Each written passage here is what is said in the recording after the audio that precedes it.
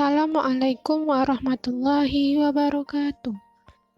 Kami dari kelompok 1 yang beranggotakan Reka Amelia, Rizky Putra, Latifah Syahbania, Dara Putri, Alfredo Saputra, dan Sekar Ayuning akan mempresentasikan hasil diskusi kami, yaitu mengenai sistem dan sistem informasi.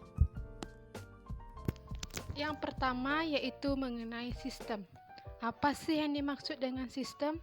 Sistem berdasarkan ilmu asal kata atau etimologi berasal dari bahasa Yunani, yaitu sistema, yang berarti suatu kesatuan yang terdiri dari komponen atau elemen yang dihubungkan bersama untuk memudahkan aliran informasi, materi, ataupun energi dalam mencapai tujuan. Sehingga sistem dapat didefinisikan sebagai serangkaian elemen atau dapat disebut komponen ataupun subsistem yang saling berhubungan dan terintegritas yang diarahkan pada tujuan tertentu. Oleh karena itu, sistem mengandung beberapa karakteristik, di antaranya: pertama, sistem terdiri dari elemen atau disebut komponen atau subsistem. Yang kedua, elemen atau subsistem tersebut saling terhubung dan terintegritas.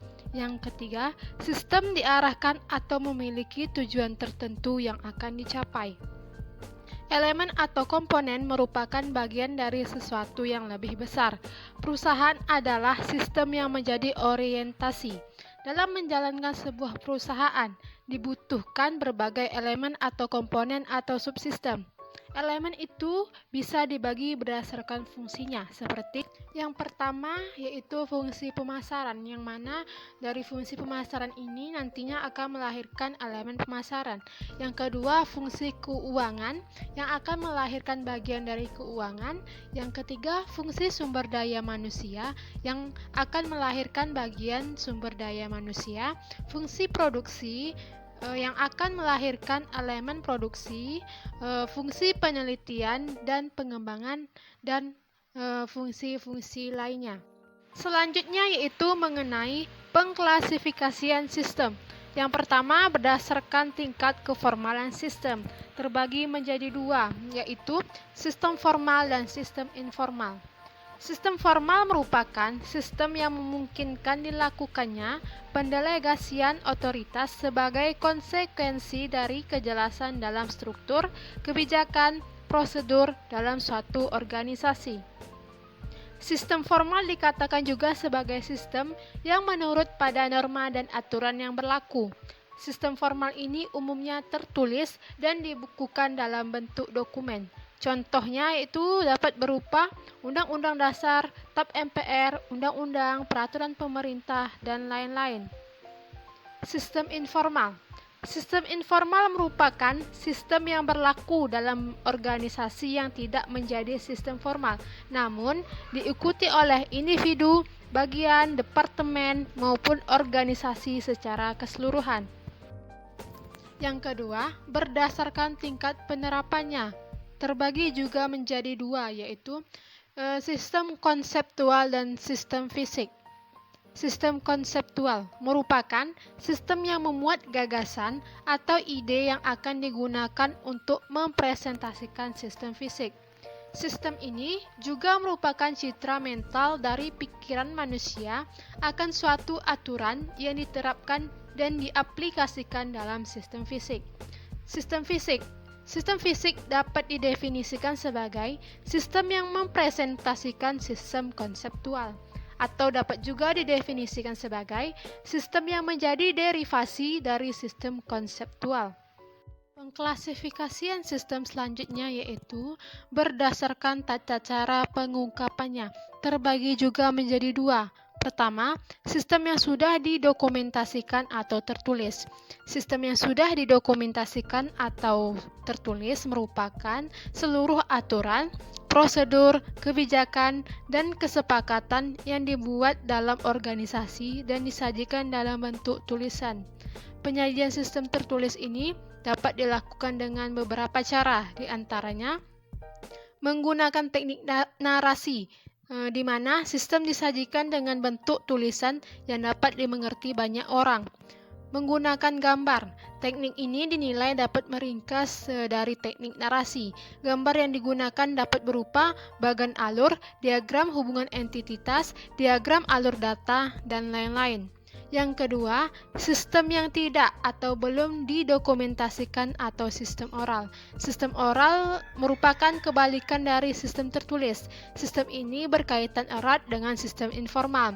Sistem oral didefinisikan sebagai penyampaian sistem yang umumnya digunakan pada sistem informal, seperti kebiasaan, budaya organisasi dan etika umum, serta gaya kepemimpinan yang diikuti oleh anggota organisasinya. Selanjutnya, berdasarkan pada keterbukaan sistem tersebut pada perubahan lingkungan eksternal, terbagi juga menjadi dua. Pertama, sistem terbuka. Sistem terbuka adalah sistem yang berhubungan dan terpengaruh oleh lingkungan luarnya. Karena bersikap terbuka, sehingga sistem ini menerima masukan dari lingkungan luar. Ciri khas dari organisasi dengan sistem keterbukaan yaitu tugas yang tidak rutin berlangsung dalam kondisi yang tidak stabil. Pengetahuan spesialis menyebar pada tugas-tugas umumnya, hasil lebih diutamakan, konflik dalam organisasi diselesaikan dengan bersama-sama. Sistem tertutup. Sistem tertutup merupakan sistem yang tidak berhubungan dan tidak terpengaruh oleh lingkungan luarnya. Sistem ini bekerja secara otomatis tanpa adanya campur tangan pihak luar. Ciri organisasi dengan sistem tertutup yaitu organisasi cenderung kaku, lebih menutupi masalah perusahaan untuk tidak diketahui pihak luar. Organisasi ini lebih menekankan loyalitas dan kepatuhan, pengambilan keputusan dipegang oleh pemimpin, dan tugas rutin diadakan dalam keadaan stabil. Sistem deterministik dan sistem probabilistik.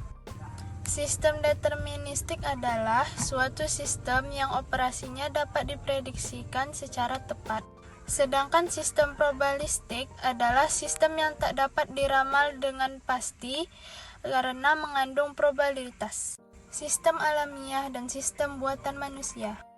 Sistem alamiah adalah sistem yang terjadi karena alam, misalnya sistem tata surya.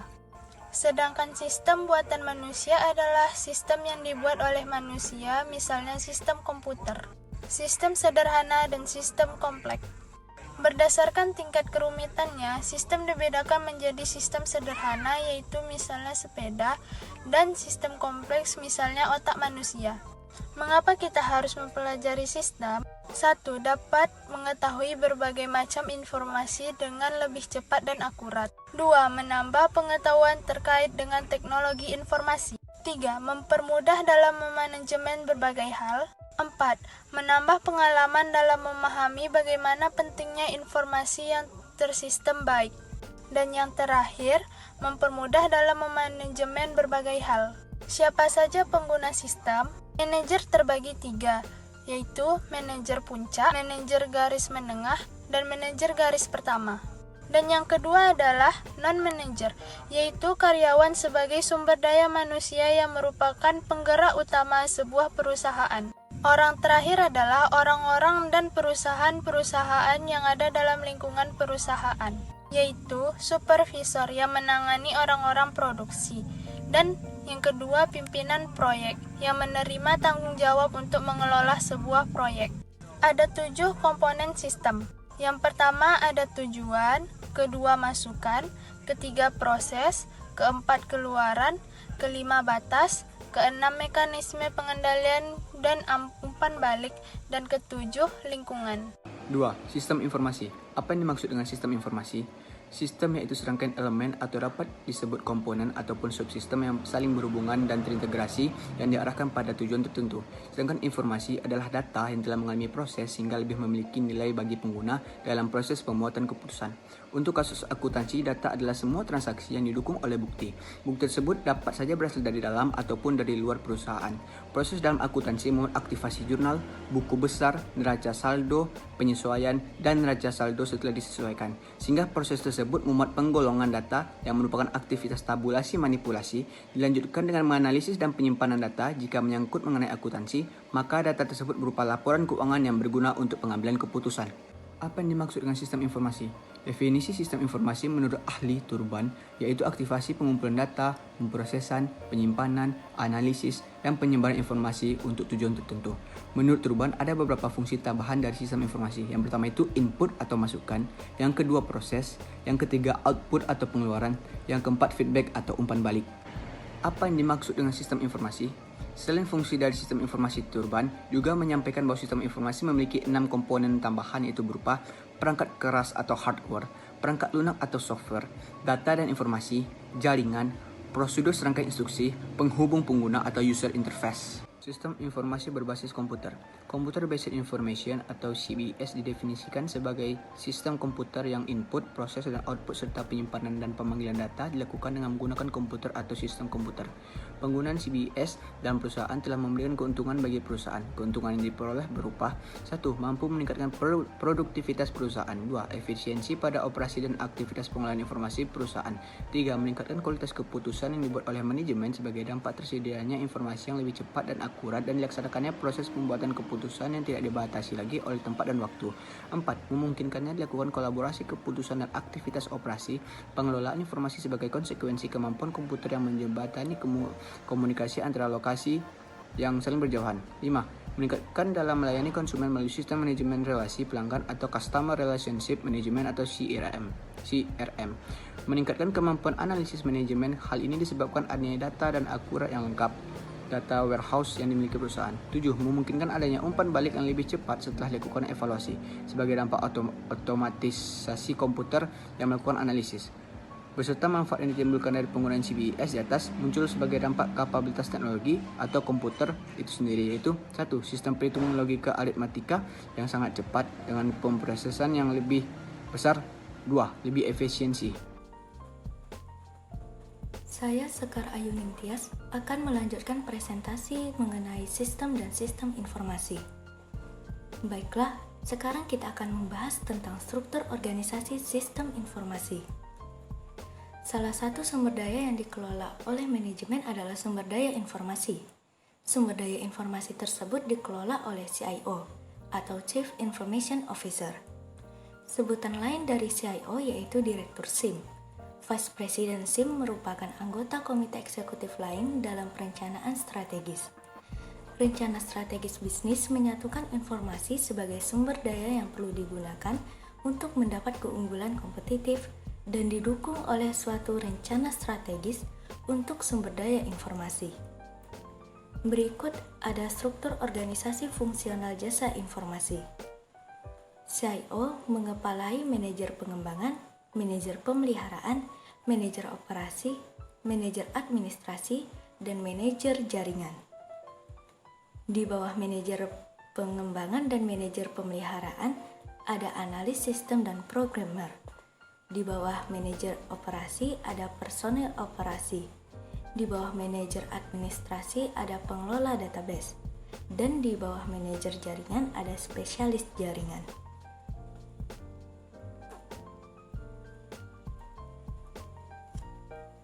Dari struktur organisasi fungsional jasa informasi tadi, dapat disimpulkan bahwa CIO adalah orang yang menduduki jabatan sebagai kepala sistem informasi sebuah perusahaan atau organisasi.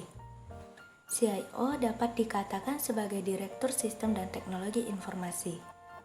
CIO ini juga bisa disebut sebagai manajer jasa informasi yang menyumbangkan keahlian manajerialnya, tidak hanya untuk memecahkan masalah yang berkaitan dengan sumber daya informasi, tetapi juga berbagai bidang lain dari operasi perusahaan.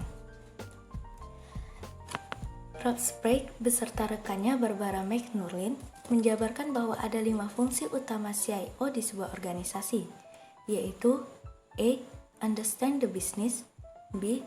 Establish credibility of the system departmenture, C.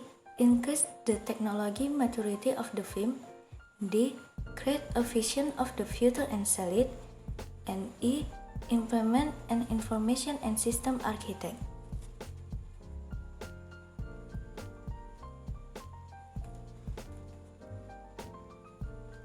Lebih lanjut, Indrajit juga menjabarkan kelima tugas sebagai berikut.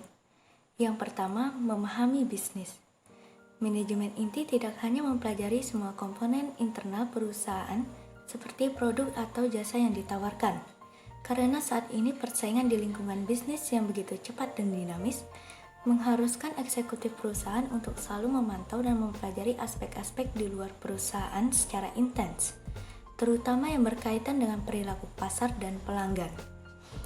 Ada beberapa cara mempelajari hal internal atau eksternal perusahaan, yaitu dengan mempelajari secara mendalam proses-proses penciptaan produk atau jasa yang ditawarkan perusahaannya, atau dengan menghadiri seminar-seminar yang berhubungan dengan industri terkait, dan bisa juga dengan membaca secara aktif publikasi-publikasi yang berkaitan dengan produk, jasa, dan industri di mana perusahaan yang bersangkutan berada.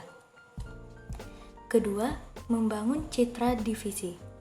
Tugas kedua yang menjadi tanggung jawab seorang CIO adalah membangun kredibilitas Direktorat Sistem Informasi yang dipimpinnya. Strategi yang paling efektif adalah dengan cara membantu para SDM di dalam perusahaan untuk meningkatkan kinerjanya melalui utilisasi teknologi informasi. Karena hal inilah yang merupakan misi utama dari keberadaan sistem informasi di perusahaan.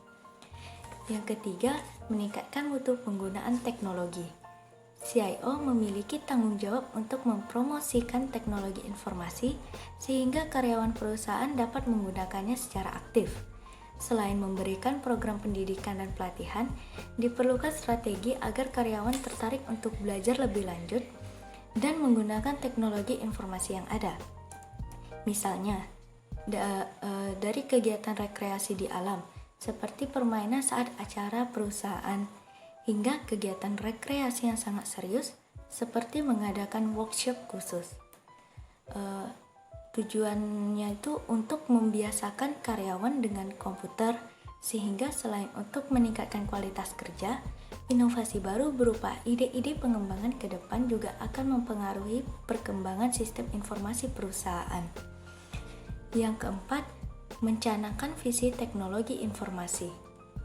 Tugas seorang CIO selanjutnya adalah menentukan visi perusahaan melalui pemanfaatan sistem informasi di masa mendatang. Tugas CIO tidak hanya sebatas merumuskan visi, tetapi personel terkait juga harus mampu mensosialisasikan ide-ide yang ada dengan manajemen dan karyawan di semua level. Hal ini sangat penting karena visi merupakan landasan dari segala aktivitas perusahaan dalam kegiatan bisnisnya sehari-hari. Yang kelima, pengembangan sistem informasi. Misi terakhir dari seorang CIO tentu saja membuat semua hal yang tadi disebutkan menjadi nyata, yaitu dengan merencanakan dan mengembangkan arsitektur sistem informasi perusahaan yang terdiri dari komponen-komponen seperti software, hardware, brandware, proses dan prosedur, infrastruktur standar, dan lain sebagainya. Secara berkesinambungan, seorang CIO harus dapat mengutilisasikan sistem informasi yang dimiliki perusahaan saat ini secara optimum, sejalan dengan rencana pengembangannya di masa mendatang.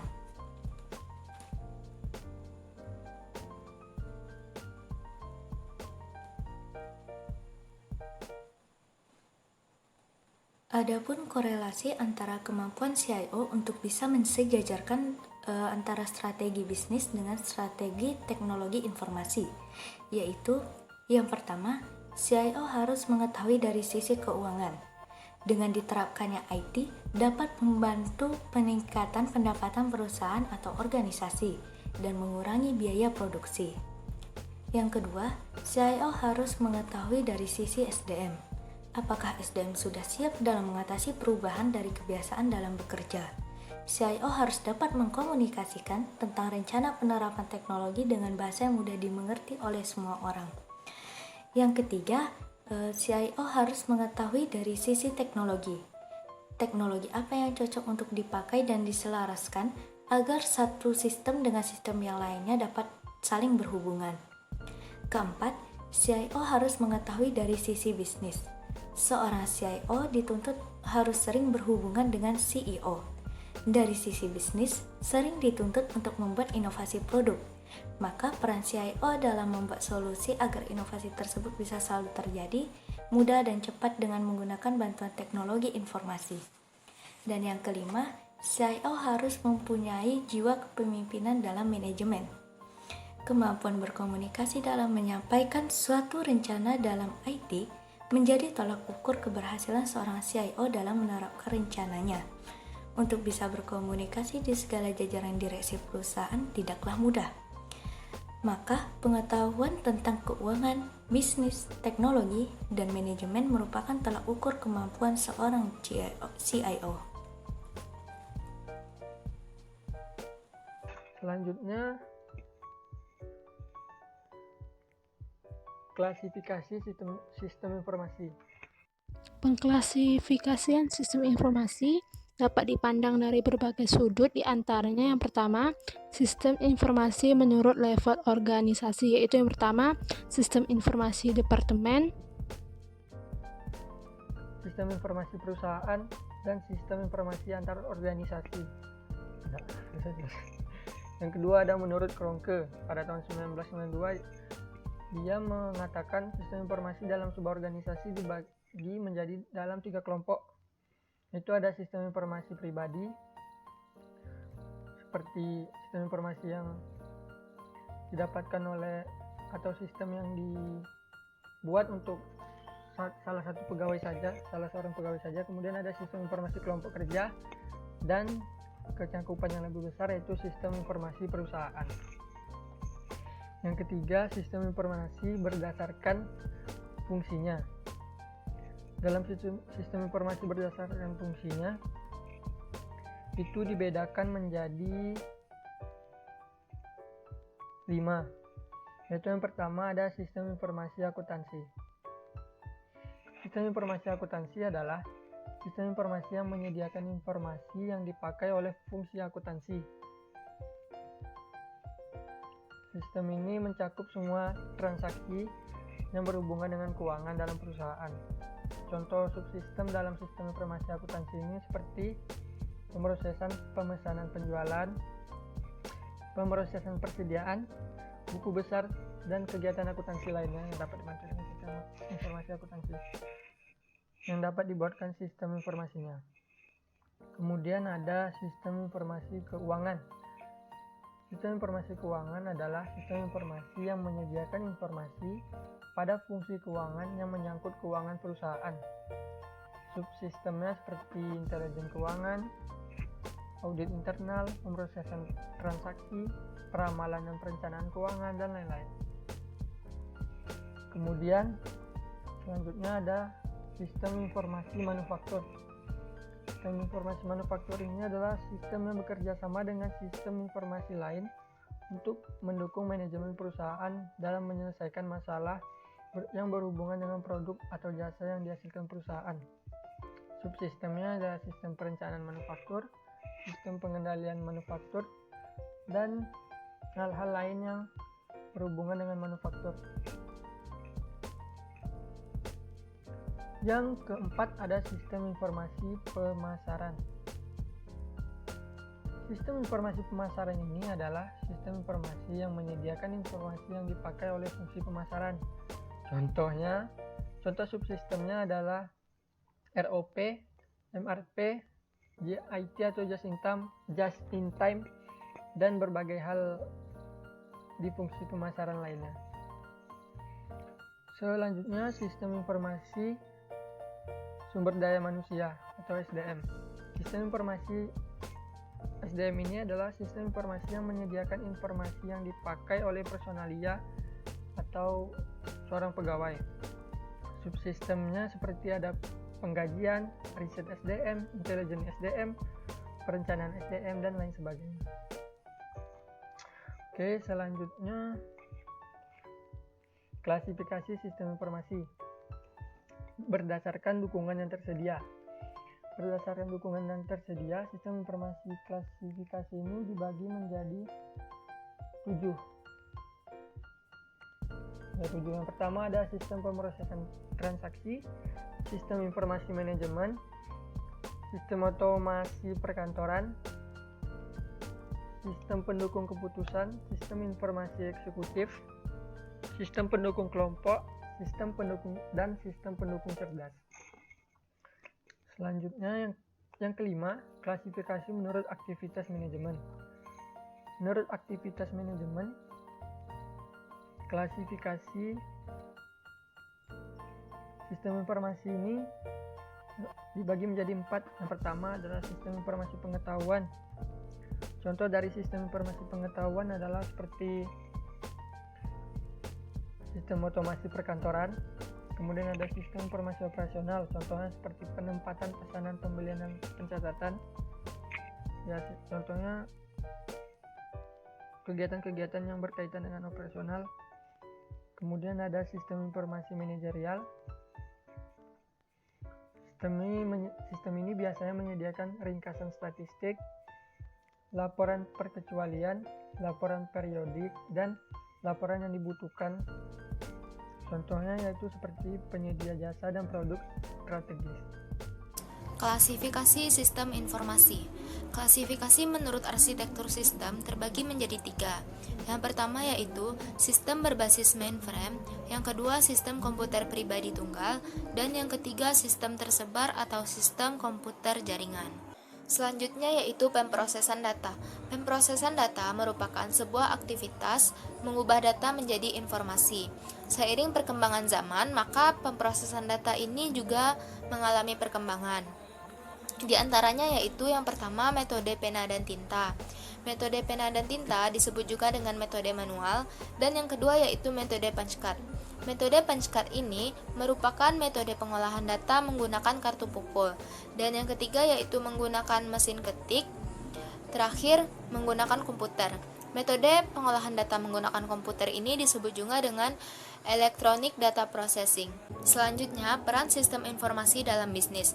Sistem informasi dibuat dan dibangun dengan baik agar meningkatkan produktivitas, menghilangkan kegiatan yang tidak memiliki manfaat, mengkoordinasikan setiap bagian dalam perusahaan, serta meningkatkan kualitas kebijakan dalam manajemen. Secara umum, manfaat sistem informasi dikategorikan menjadi 2. Yang pertama yaitu manfaat berwujud, tidak hanya untuk penyimpanan data secara elektronik saja, tetapi harus mampu mendukung proses analisis yang diperlukan oleh manajemen. Yang kedua yaitu manfaat tak berwujud. Contohnya seperti peningkatan kepuasan konsumen, peningkatan kepuasan karyawan, peningkatan mutu dan jumlah informasi, dan peningkatan mutu dan jumlah keputusan manajemen. Ada 3 peran sistem informasi dalam perusahaan. Yang pertama yaitu mendukung kegiatan-kegiatan usaha atau operasional, yang kedua mendukung pengambilan keputusan manajemen, dan yang ketiga mendukung persaingan keuntungan strategis. Selanjutnya, manfaat sistem informasi dalam perusahaan. Yang pertama yaitu meningkatkan efisiensi operasional, membuat perusahaan dapat menjalankan strategi keunggulan biaya low cost leadership. Yang kedua, memperkenalkan inovasi dalam bisnis, dan yang ketiga, membangun sumber-sumber informasi strategis. Selanjutnya yaitu pendekatan kontemporer sistem informasi. Secara umum, di lapangan dapat dibagi menjadi 2. Yang pertama yaitu pendekatan teknis, dan yang kedua yaitu pendekatan perilaku. 1. Pendekatan teknis. Pendekatan teknis menekankan matematis berdasarkan model dalam mempelajari sistem informasi dengan perencanaan teknologi fisik dan kemampuan formal dari sistem. Disiplin yang berkontribusi terhadap pendekatan teknis yaitu ilmu komputer, ilmu manajemen, dan riset operasi. Yang kedua yaitu pendekatan perilaku. Pendekatan perilaku merupakan bagian penting dari bidang sistem informasi berkaitan dengan masalah perilaku yang timbul dalam pemeliharaan, pembangunan, dan jangka panjang dari sistem informasi. Disiplin perilaku lainnya yang penting berkontribusi yaitu konsep dan metode. Yang ketiga yaitu sistem teknis sosial. 4 faktor utama yang mempengaruhi perusahaan yaitu 1. Pemasok perangkat keras dan perangkat lunak. Yang kedua, bisnis perusahaan yang melakukan investasi dan berusaha untuk mendapatkan nilai dan teknologi. Yang ketiga, manajer. Dan yang keempat, karyawan yang berusaha untuk mencapai nilai bisnis dan tujuan lainnya.